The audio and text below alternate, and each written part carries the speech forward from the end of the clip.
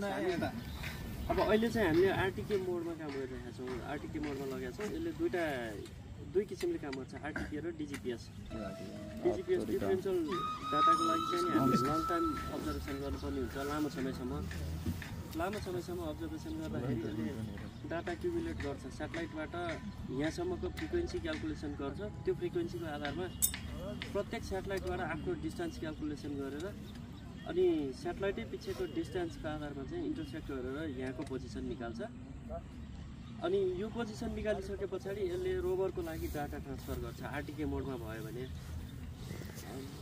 डिजिपिएस मोडमा भयो भने चाहिँ नि डाटा ट्रान्समिट गर्दैन। प्रत्येक सेटले आफै स्याटेलाइटबाट आफ्नो डिस्टेन्स क्यालकुलेसन गरेर आफ्नो पोजिसन निकालिरहेको हुन्छ। अनि यिनीहरूको पोजिसनमा चाहिँ एकुरेसी हुँदैन डिजिपिएस मेथडमा चाहिँ। जब हामीले र डाटा लग गरिरहेको हुन्छौँ, अहिले र डाटा लगइन गरिराख्दाखेरि चाहिँ डिजिपिएस स्याटेलाइट यसको पोजिसन फिक्स हुँदैन। यसलाई हामीले कम्प्युटरबाट प्रोसेसिङ गरिसके पछाडि यसको रेफरेन्समा हामीले यसमा जोडिएका जति पनि रोभरहरू हामीले राखेका छौँ, रोभर जतिवटा पनि राख्न पाइन्छ। प्रत्येक रोभरको क्यालकुलेसन गर्छौँ। प्रत्येक रोभरको क्यालकुलेसन गर्दाखेरि यसले बेसदेखि रोभरसम्मको बेसलाइन कति छ, बेसलाइनको डिस्टेन्स पनि क्यालकुलेसन गर्ने भएको भएर स्याटेलाइटबाट आएको फ्रिक्वेन्सीको आधारमा स्याटेलाइटदेखिको यहाँसम्मको डिस्टेन्स र बेस सेटदेखि रोभर सेटसम्मको बेसलाइनको डिस्टेन्स क्यालकुलेसन गरिसके पछाडि यसको बेसको दाँजोमा अनि रोभरको पोजिसन चाहिँ फिक्स गर्छ। रोभरको पोजिसन फिक्स गर्दाखेरि मोटामोटी हामीले आधा घन्टा अब्जर्भेसन गऱ्यो भने आधा घन्टाको अब्जर्भेसनमा विदिन मिलिमिटरमा एकुरेसी आउँछ, छोटो डिस्टेन्समा भयो भने। अब टाढा भयो भने चाहिँ जति टाढा भयो त्यति एकुरेसी लो हुँदै जान्छ। नर्मल्ली डिजिपिएस हामीले 80 किलोमिटरसम्म गर्न सक्छौँ। अब बेसेट एभाइलेबल नभएको खण्डमा चाहिँ हामीले लासाको आइजिएस स्टेसनबाट डाटा लिएर पनि हामीले गऱ्यौँ। लासाको आइजिएस स्टेसनबाट लिएर गर्दा काठमाडौँ भनेको 680 किलोमिटर हुन्छ। हुँदै नभएको खण्डमा हामीले 3 घन्टासम्म अब्जर्भेसन गरेर 680 किलोमिटरको बेसलाइन लिएर पनि गर्छौँ।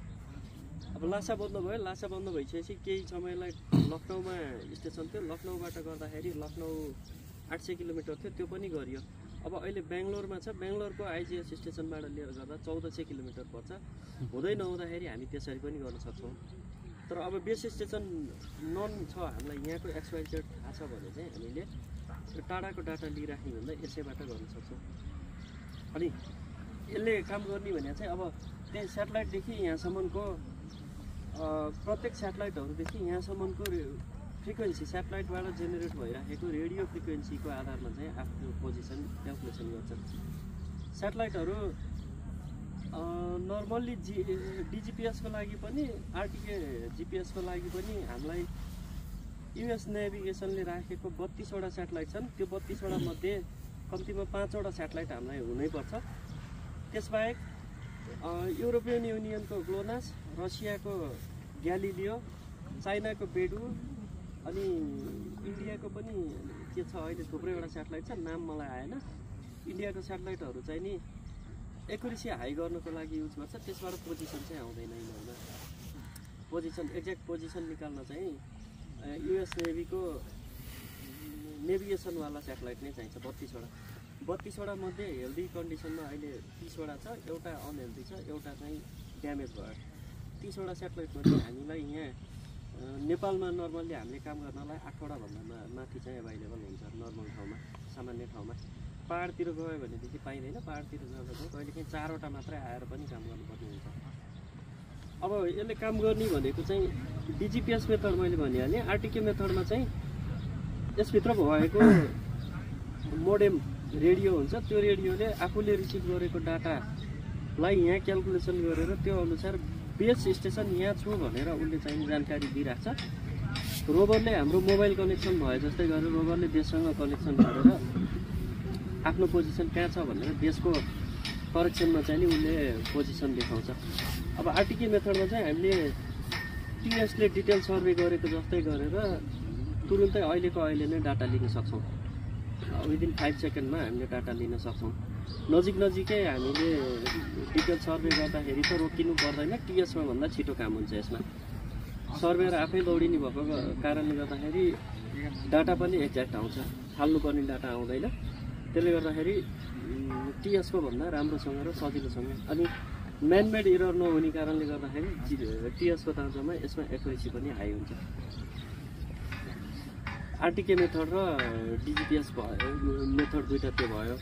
अब त्यसबाहेक स्याटेलाइट के छ भनेर नर्मल यसले एक्युरेसी दिने भनेको चाहिँ नि भर्टिकल्ली 15 डिग्री भन्दा बाहिरपट्टि जब स्याटेलाइटहरू हुन्छन् त्यस पछाडि यसले एक्युरेसी अलिकति हाई दिन्छ। जति धेरैवटा स्याटेलाइट भयो त्यति धेरै हाई हुन्छ। अब हामी होरिजेन्टली 15 डिग्री भन्दा तलको स्याटेलाइटहरू चाहिँ लिन सक्दैनौँ किनभनेदेखि त्यो डिस्टेन्स धेरै टाढा गइसकेको हुन्छ, त्यसको फ्रिक्वेन्सीहरूमा डिस्टर्बेन्स आएको हुन्छ, पृथ्वीमा भएका अरू फ्रिक्वेन्सीहरूले डिस्टर्ब गर्छ। त्यसले गर्दाखेरि यतातिर 15 डिग्री वरिपरि हामी 15 डिग्री भन्दा तलको स्याटेलाइटहरूको डाटा चाहिँ कट अफ गरेर प्रोसेसिङ गर्दा।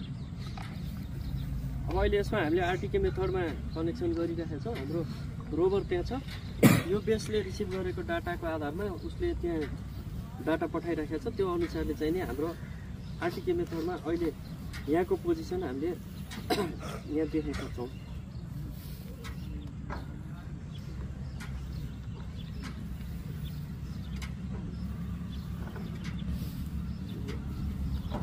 रोभर टाइम भयो, देशमा कनेक्सन भइरहेको छ।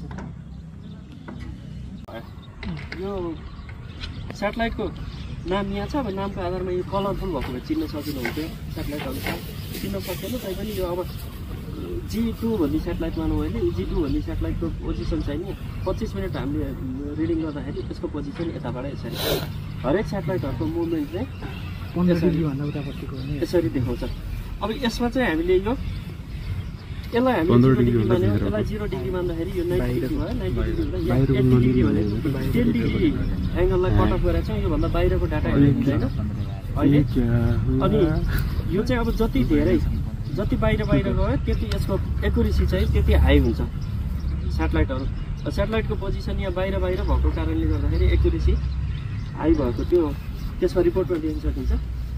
यो चाहिँ हामीले अनलाइन प्रोसेसिङ गरेको। यो अनलाइन प्रोसेसिङ गरेर चाहिँ CSRS भन्ने क्यानेडियन गभर्मेन्टको अनलाइन सर्भिस छ, डिजिपिएस डाटा प्रोसेसिङ गर्ने सर्भिस। एउटा नासाको छ ओपुस भन्ने, ओपियुएस ओपुस भन्ने छ। अनि अर्को छ अस्ट्रेलियन गभर्मेन्टको फ्री सर्भिस हो। हामीले डाटा पठाएपछि उनीहरूले प्रोसेस गरेर हामीलाई चाहिँ रिपोर्ट यसरी पठाइदिन्छ। यो अनलाइनमा भयो। अनलाइनमा गरेको पोजिसन र हामीले यहाँ गरेकोमा चाहिँ लगभग 30 सेन्टिमिटरसम्मको इलिभेसनमा हिँडेर आउनसक्छ। किनभने उनीहरूले गर्ने जियोआइड मोडेल र हामीले गर्ने जियोआइड मोडेल फरक छ। यहाँ नेपालमा हामी जियोआइड मोडेल 96 चलाइरहेका छौँ कति धेरैले। अनि अलि एडभान्समा चलाउने 2018 चलाउँछ। अस्ट्रेलियन गभर्मेन्टले चाहिँ 2012मा नेपालमा पनि लिडार सर्वे गरेर उसले चाहिँ यहाँको पोजिसन निकालेर उसले चाहिँ 2013 चलाउँछ। त्यसले गर्दाखेरि पोजिसनमा चाहिँ ठिकै आउँछ। पोजिसन चाहिँ 5-7 सेन्टिमिटर फरक आउँछ अनलाइन र हामीले गरेकोमा। इलिभेसनमा चाहिँ फरक आउन सक्छ।